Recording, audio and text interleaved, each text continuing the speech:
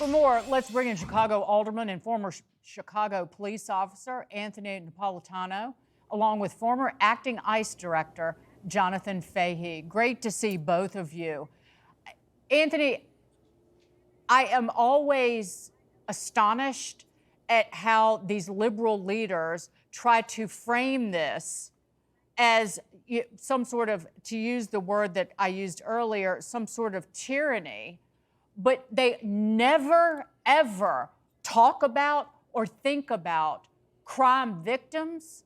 They never talk about or think about the law-abiding citizens whose lives and livelihoods are at risk because they fail to fight crime at every blink of an eye. Yeah, I agree with you 1,000%. And the guest you had on, Mrs. Truss, she spoke words of wisdom. Those are our residents. They want more police here. They want the federal government to step in. And what our local government doesn't do is they don't use facts. If you take the last 2 years, we've had 4,286 people shot in the city of Chicago. That's a ridiculous number to have. We have a gang problem here. A local statistician, M3 Strategies, has pointed out that 51% of Chicagoans think that our gangs are the biggest problem in our city. Not the water, not the air, not traffic, nothing else but our gang problems. That's a staggering statistic. It's hypocrisy because our politicians here are always putting politics and agenda over people in the city of Chicago, and it's wrong, and people are suffering, as Chicagoans are suffering. Okay, Jonathan, there clearly is going to be a large number of residents who want more cops on the street, whether they're federal or local, who want that police presence, but obviously long tradition in law of limits on federal power. Do you think the strategy here is to pressure the governor and the mayor to invite federal presence in? Or I'm thinking D.C. is a federal district. In L.A., you had people impeding ICE. If Pritzker and Johnson don't say, please come in, President Trump, what is the authority?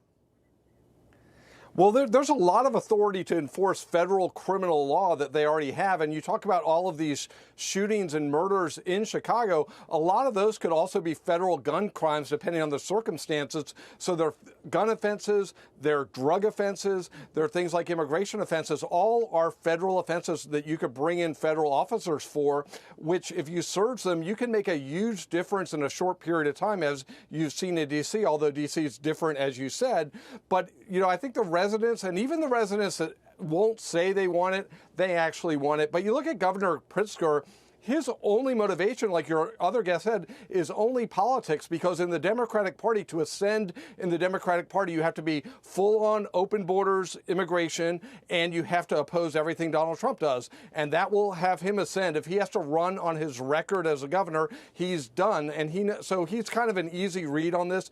But when Donald Trump goes in there and people get safer, not only will people in Chicago and Illinois notice, but people around the country will notice, and it'll Really smoke out a lot of these Democrats that have been ignoring the crime problem for far too long.